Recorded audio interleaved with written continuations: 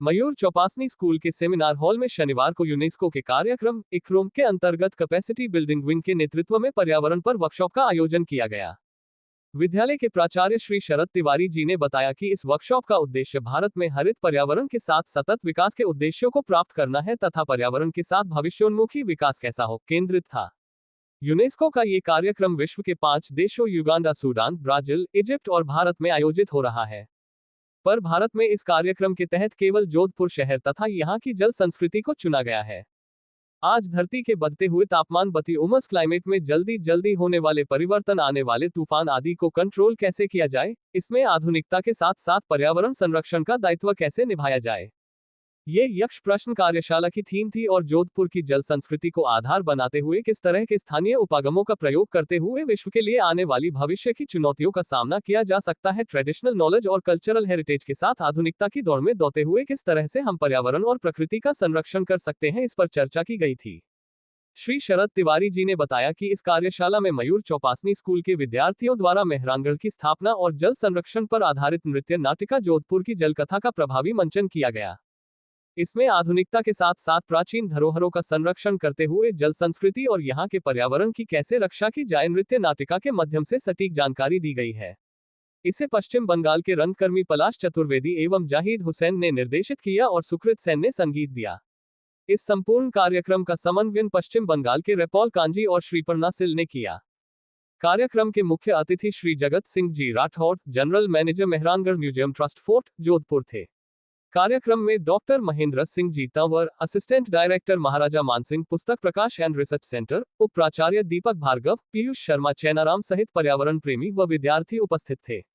कार्यक्रम का समन्वयन साधना शर्मा व प्रहलाद सिंह खींची द्वारा किया गया। जी सर, बताइए। ये जो प्रोग्राम हो रहा है ये एक बड़ा सा प्रोजेक्ट का एक छोटा सा पार्ट है। बड़ा सा प्रोजेक्ट जो है उसको हम नेट ज़ीरो कहते हैं, जो कि इक्रोम से चल रहा है। India is one of the sites, 5 देशों में से एक देश इंडिया है जहाँ पे ये जोधपुर में ये चल रहा है। तो इस प्रोजेक्ट के अंदर हमने बहुत सारी चीज़ें की, जैसे आपने देखा एक डॉक्यूमेंट्री बनाई हुई है हमने। दूसरा एक पड़ाव था जिसमें हमने जो ट्रेडिशनल जो पुरानी मकानें हैं, बिल्डिंग्स हैं, उनको हमने आर्किटेक्चरली स्टडी किया। उनके जो एलिमेंट्स हैं जो हम नए बिल्डिंग्स में यूज़ कर सकते हैं, वो सारे एलिमेंट्स हमने ढूंढ के निकाले। एंड वो सारे जो एलिमेंट्स हैं वो as a suggestion will go to the municipal corporation, ताकि जोधपुर का जो मास्टर डेवलपमेंट प्लान है वो चेंज हो सके। और इसी खोज के दौरान जो हमने देखा, हमने पाया कि जो वाटर कल्चर है, जो जल संस्कृति है यहाँ की, वो बहुत ही रिच है एंड कहीं ना कहीं वो खो जा रहा है। तो हमें लगा कि हमें कुछ करना चाहिए, क्योंकि हम बहुत ही प्रसन्नता का विषय है कि हमारे जोधपुर शहर में पिछले कुछ महीनों से कुछ ऐसी संस्थाओं के प्रतिनिधि जो भारत सरकार और यूनेस्को के साथ मिलकर काम कर रही हैं कि किस तरह से शहरों में जो हीट वेविंग बढ़ रही है, आज जिस तरीके से तापमान बढ़ रहा है और लोग उस तापमान के बढ़ने के कारण उनका जो जीवन शैली है वो पूरी तरह से बाधित हो रही है। तो इन सब चीज़ों के पीछे क्या मुख्य कारण है और किस तरह से इस तापमान के बढ़ने के पश्चात हमारे शहर के लोगों की जीवन शैली को व्यवस्थित रखा जा सकता है, इस पर बहुत अध्ययन किया गया और बहुत सारे बच्चों ने इसमें भाग लिया। कई स्कूल के विद्यार्थियों ने अपने बहुत अच्छे प्रेजेंटेशंस दिए और आज मयूर चौपासनी में इसका जो फाइनल प्रोग्राम है वो ऑर्गेनाइज़ किया गया है। और इस कार्यक्रम में वे सभी जो परफॉर्मेंस इन 2-3 महीनों में जो है,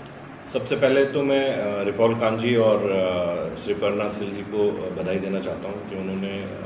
जोधपुर चूज़ किया और क्लाइमेट चेंज जो कि इंटरनेशनल इशू है जिसको आज के समय में एड्रेस करना बहुत ज़्यादा ज़रूरी हो गया है, क्योंकि जिस स्पीड से डिग्रेडेशन हो रहा है और क्लाइमेट चेंज हो रहा है तो ग्लोबल लेवल पर अगर एफर्ट्स होंगे और स्केल इसका बढ़ेगा तो हम इसके दुष्प्रभावों को कंट्रोल कर पाएंगे और जो भविष्य की पीढ़ी है उनको एक साफ स्वच्छ पर्यावरण सौंप सकेंगे। जोधपुर में उन्होंने जो ट्रेडिशनल वाटर बॉडीज़ हैं, बावड़ियाँ, झालरा, उस पर जो कार्य किया है, जो एक्सपर्ट्स उस पर उसके जीर्णोद्धार में और उसको साफ़ रखने में या उनका जो ऐसा स्वरूप था वो रखने में जो सहयोग